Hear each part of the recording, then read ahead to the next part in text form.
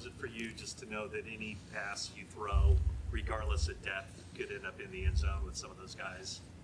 Yeah, I mean, I'm a part of a special group, any one of our guys, any one of our eligibles, man, you get the ball in their hands and then they can go do the rest. Break tackles, obviously have pull away, breakaway speed. We see it every game. So to throw like a 5-yard pass or even a deep ball, it doesn't matter. We got playmakers. Said that his play last year was awful, is the way he had described it at the beginning of the season. I'm just wondering, do you see a different level from him than you were seeing last year? I feel like he's just more intent, with the little things. And then obviously like his effort and stuff when he's not getting the ball, carrying out fakes and stuff to open up, Christian or play action pass. He's doing it right. Last year was my first year with him, so I didn't really know a whole lot. I thought he balled last year. You get the ball in his hands and he still killed it. But he came back this year in great shape, looking good, and then has given everything to this team.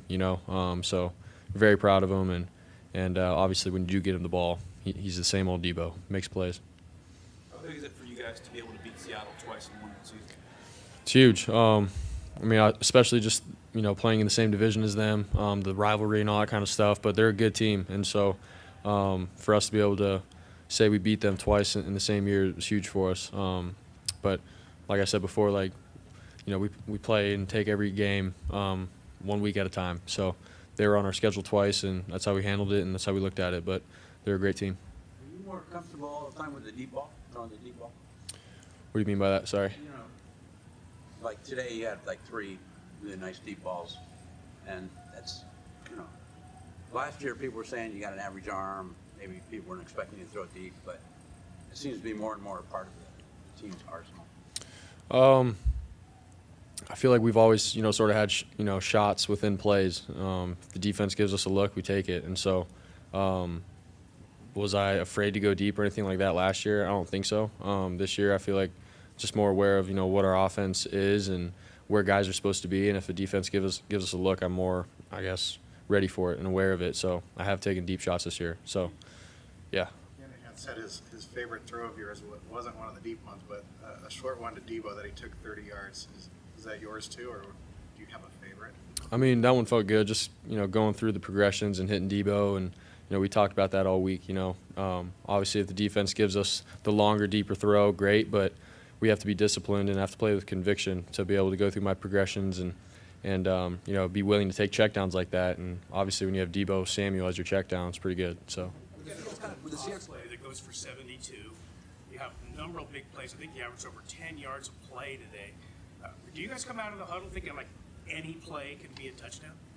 Yeah, I feel like that's our mindset with this team. Like I said before, we have playmakers across the board. So if you throw outside zone to Christian, he could take it 70. You can throw a check down to Debo Samuel, and he'll take it 50. So that's how we do look at it. We have guys across the board that can make anything happen at any time, and that's our mindset. But obviously, you get into situational football, you have to be smart and not just throw deep or anything like that. But we have guys that can score at any moment, so we know that. Were the Seahawks sort of daring you to beat him over the top today, or were you just extra aggressive? Honestly, the last couple of games we've played them, it's sort of been the opposite. They've done a good job of taking away the deep stuff and has really have forced me to throw checkdowns and stuff. So going into this game, we understood that. But, they still gave me some ops, and so I think we took advantage of them. So. On the deep pass, in practice, he wasn't the usual option on that. What did you see on that, and why did you go to him on that? Yeah, I saw Jamal Adams sort of – he didn't come down really, really hard, but I sort of saw his feet, coming down. He was sort of flat-footed, and I was like, all right, with Debo moving, I was like, we can get over the top here. And so took my drop. He wasn't necessarily the number one guy in the read. It was actually Juwan. But the way Jamal Adams came down, I was like, this could be a big one. So let it rip and let Debo get under it. Are you guys trying to? Sorry. Still look at the possibility of the first round bye and the top seed if you guys can just win out each one of your games?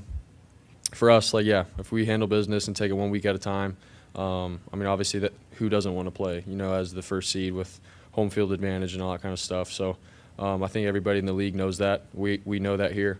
And like I said, we're taking it one day at a time, and everything will fall into place how it needs to.